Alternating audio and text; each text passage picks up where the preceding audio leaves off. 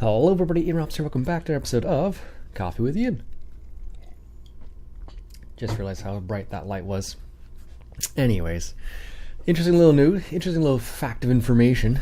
With the Hunter Call of the Wild, they actually released a update to the newest DLC already. And I guess what was happening was people who were playing the update found that it was too difficult and they didn't have enough collars because there was only one collar that would actually work for one animal. And then there was a pig collar, but it didn't work on the pigs at all. So they added one more collar that can call in a couple other animals there. So they updated that because I guess what was happening was people were finding it really difficult. So when you were moving around, the animals would get scared really quickly, really easily. And it made it a little difficult for some people. I was still able to catch some stuff, but definitely I noticed that you had to be a lot stealthier in the first edition of the patch, let's just say, in comparison to other areas. Like you could walk through the forest and then scare something and then call it back pretty easily. Whereas in Virunga, the newest map, it's a little different because you'd walk through the forest, you'd scare something and it would just go away. Like you would never be able to get it. Well, not like you wouldn't be able to get it back, and you couldn't call it back anyways because you only had one collar. It only worked on lesser kudu basically. So they added a new collar. Let me see if I can bring up the information here. They added a new collar to the game, and it's only included in the patch. I don't know. Is I added it?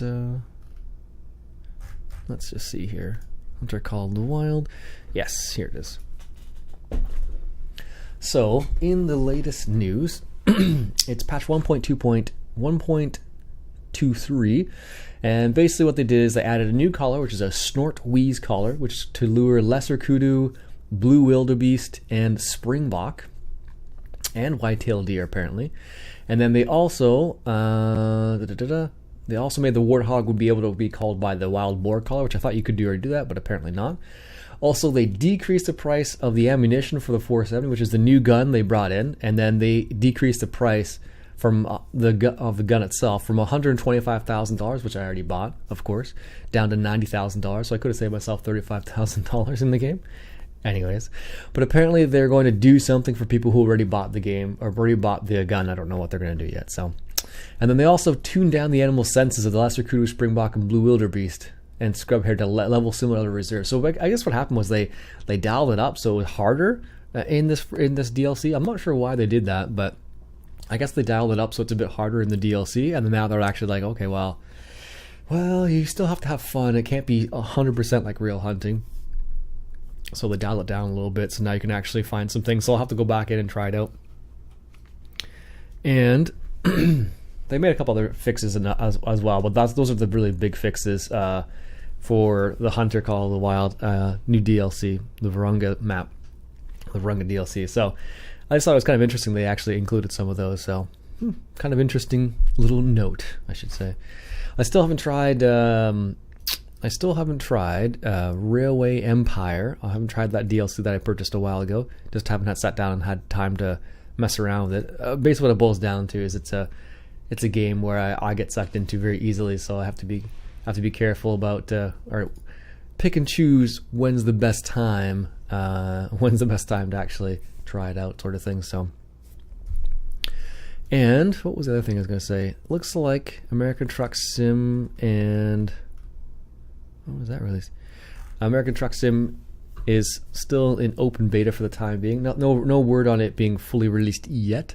I suppose it will be soon. And there was actually a new paint job that was released for ETS2, which is a space paint job. I end up getting I always end up getting the paint jobs for trucks. In ETS, I actually use a stock truck, so it's nicer than there. But ATS, I rarely use a stock truck or a vanilla truck, so it almost makes no sense for me to get the paint jobs. But I still do when the odd time I want to use one of the paint jobs on one of the normal trucks. So, anyways, also other random fact: apparently that Big Brute is exclusive to Welker Farms. Apparently, Welker Farms actually made that. It's the only one in existence as far as I know, from what people have told me in the comments. And apparently, yeah, they made it for themselves, and that's the only one that's like it, sort of thing. So that makes it even cooler because now it's like a one of a kind sort of idea. And that's why I thought it was kind of neat to begin with, because I was like, well, I've never seen something like that before, so I thought it was kind of neat. So I thought I'd point it out to some people who may have missed it like I did a little bit. I don't know. I haven't gonna look for, to be honest with you, I haven't looked for a whole bunch of new mods as of late, and that's just because a lot of the new mods I've been seeing are kind of just rehashes of similar things. Like, I don't see anything that's like really like, wow, that's really out there. And the other ones I did see that was really out there was a fifth wheel hitch attach, which is super cool. Kind of a simple mod, but it's kind of like it adds that little bit of extra. And the other one was the big brute, just because I haven't seen that before, and it's just a sprayer in the end. But I just thought it was kind of neat that they added that in there. Yeah, I don't see anything that's crazy in itself. Most other things are just kind of, yeah. No, it's not. I guess I did find a trailer that was interesting from American Eagle Modding. It was a Load King. What would you even call that? A grain buggy? A grain buggy. A V-body design, we'll call it that. So it's like this, basically. That was kind of neat. And then they have some repair trucks too that were kind of interesting. So, my nose was itchy. What was it called? It was a not a gooseneck, not an animal trailer. Load King triaxle trailer is what they called it. So it's like a standard grain style trailer. So I thought it was kind of neat. So I picked it up a while back there. So yeah, I don't know what else has been going on. We got our first fact sheet from Giants, which is kind of neat. A lot of people have been posting about that. I've seen posts from Simulate Gaming. Landy Kid, I think, has posted about it. Giant Software, I think, has posted about it as well. Of course, Farming Simulator on Twitter has posted as well. So definitely check out that. Let me see if I can bring it up real quick. I don't think... is it going to be up in the news section? No. Guess it's on Facebook, I think they put it on. I want to hear this. Fact Sheet Friday. Let's say, take a look at our first 4 fact sheets. So basically give you the facts on the Mass Ferguson, and they talk about what you can do with it, sort of thing. They also give you the facts on, what's the other one here? The Fendt 1100 MT with tracks there.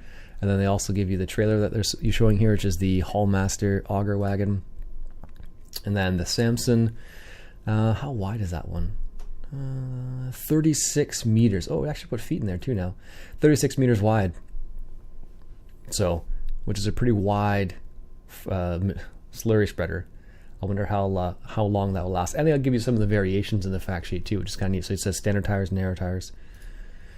And then they also give you the John Deere 8R series, telling you the price, engine. So engine, wheels, wheel brand, and they give you some standard tires, wide tires, twin tires, rear twin tires. So they give you some of the options there, which is really neat. I hope they give you the option of taking out the front 3-point hitch and then putting on like just a weight bracket or something like that, which is, as far as I know, a bit more standard. I don't see many tractors at all with a front 3-point hitch in Canada. There are a few of them. Now, interesting little fact. Let me just double check this is public information. I'm pretty sure it is. Let me just check. I'm pretty sure it's public information, but hey, it's better to double check these things before you go talking about things that you're not sure about. Is it on our public YouTube channel? Yes, it is. Okay, perfect. So one of the interesting facts is the updates to the 5R series, John Deere 5Rs. Apparently you can get factory installed, which is nice. Factory installed 3-point hitch on the front, which is really cool because it allows you to have that as something right from the factory. So it's going to be you're going to get quicker normally. Because if you do a field install, which is like after the fact, it can take a while. And it can be quite expensive because you have to have the labor to install it onto the tractor after the fact. And other interesting fact about that, about tractors, the 6R and the 5R, they seem to be transitioning towards like a joystick style, like we see with combines a little bit more. So I'll be curious to see how people react to that. Like the new 6R with their what's called Command Pro multifunction control lever is what they're describing it as.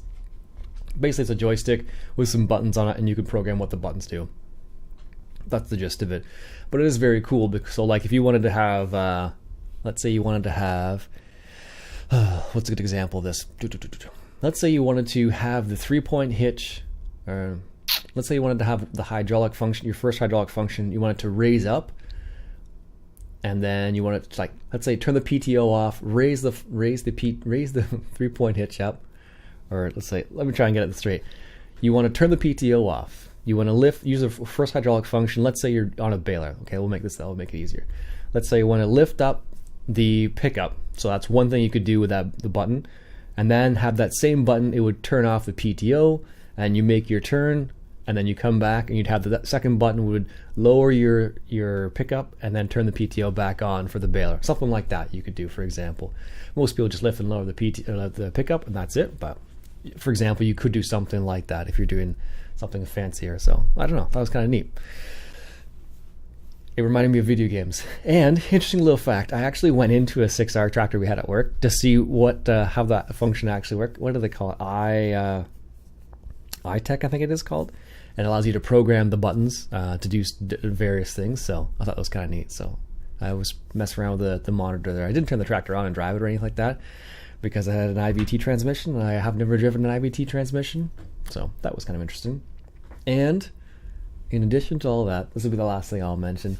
I also, the other day was the local fair, and our company had a stand there with some tractors, and we actually had to drive a tractor, like a 5R tractor with a J-Lore mixer, which is like a TMR mixer on the back. I drive it on the road. That was my first time driving something like it's a brand new tractor with a brand new mixer, talking like hundreds of thousands of dollars, driving it on the road. So first of all, I don't really drive that size of tractor really ever, because I don't sell that type of tractor. I just don't have to deal with it very often.